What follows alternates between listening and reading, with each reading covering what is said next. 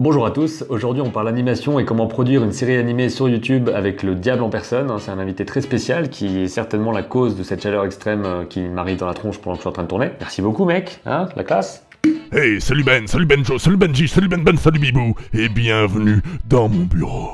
Alors, je suis pas sûr pour le bibou, hein. Est-ce que tu peux nous dire en quelques mots ce que tu fais comme vidéo? Eh bien, je suis l'hôte d'une émission de vulgarisation politique animée appelée Diable Positif. C'est une web-série où on étudie l'histoire de choses comme le droit de manifestation, les libertés de la presse ou l'origine de certains partis pour en apprendre un peu plus sur la politique des humains.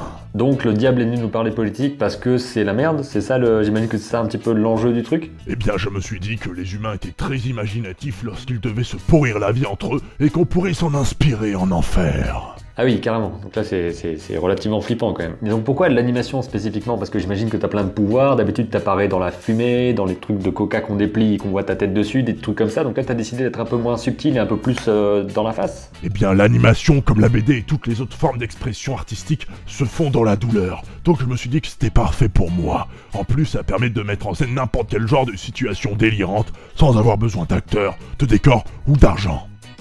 Non, par contre, il y a besoin de beaucoup d'argent. C'est vrai que dans l'absolu, il y a besoin de pas mal d'argent pour faire des productions d'animation. J'en ai déjà parlé un petit peu, qu'il y avait des logiciels qui existent, qu'on peut acheter. Quand on a un studio, ça coûte très cher. Il y a quand même des trucs gratuits que vous pouvez essayer pour pouvoir faire des animations tout de suite.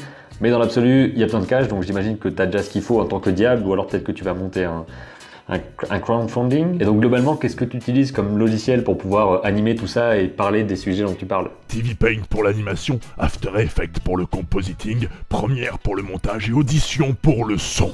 Ok, donc du gros classique pour tout ce qui est compositing, animation, décor, tout ça. Il y a vraiment beaucoup de logiciels que vous connaissez peut-être et si vous les connaissez pas, je vous invite à vous renseigner un petit peu dessus pour savoir ce que c'est. Mais en gros, tous ces logiciels-là sont des standards dans le monde de l'animation et de l'image en général, et du son aussi avec Audition. Et pour l'animation en elle-même, est-ce que tu peux nous dire quelles sont tes différentes étapes de création? Comment est-ce que tu procèdes pour réaliser tout ça? Pour l'anime d'une pose, j'ai une couche de traits et une couche de couleur par élément sur la pose. 2 pour les yeux donc, 2 pour les bras et 2 pour le corps. Ce qui me permet de changer ces éléments indépendamment et de dériver des dizaines d'expressions différentes à partir d'une seule pose.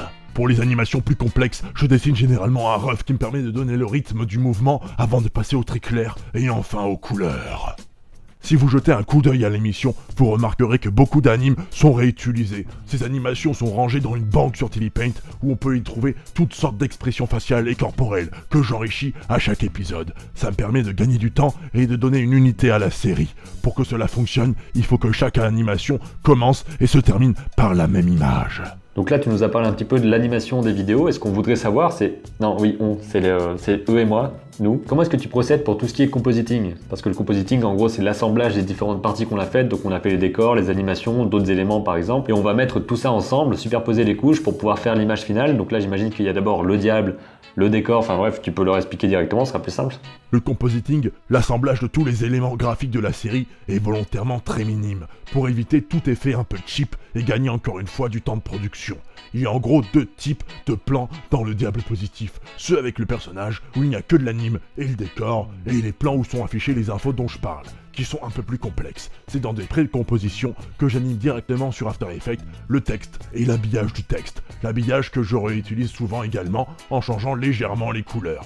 Et pour finir sur le côté visuel, est-ce que tu as des influences particulières qui t'ont beaucoup inspiré dans tout ce qui est imagerie de ta chaîne, le côté charte graphique, tout ça? Graphiquement, l'émission hérite d'une myriade d'artistes, de séries de films différents, comprenant Greg McCracken, Kenny Tartakovsky, Spy Fox, Villainous, Oggy et les cafards, les zinzins de l'espace, Viv Pop, Takeshi Koike et plein d'autres trucs. Et il y a évidemment une autre partie très importante dans une vidéo, c'est le son. Donc comment est-ce que tu gères le son? Parce qu'il y a déjà ta voix extrêmement charismatique d'entité maléfique, évidemment.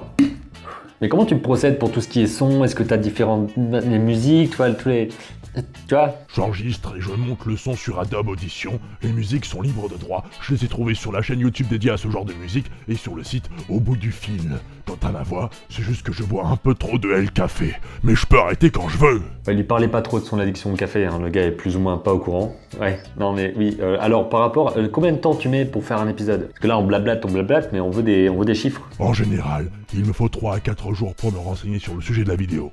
Ensuite j'écris le texte. Après, selon l'ambition de l'épisode, il me faut minimum 2 à 3 semaines de boulot intensif pour sortir un épisode. Le défi constant est de réutiliser un maximum de décors et d'animations tout en mettant assez de choses neuves pour que chaque épisode soit pas trop répétitif. Je tente de pas dépasser 6 minutes de vidéo, c'est déjà beaucoup de travail. Ensuite j'essaie d'écrire une blague pour toutes les 2 ou 3 infos que je donne, histoire de garder un rythme soutenu.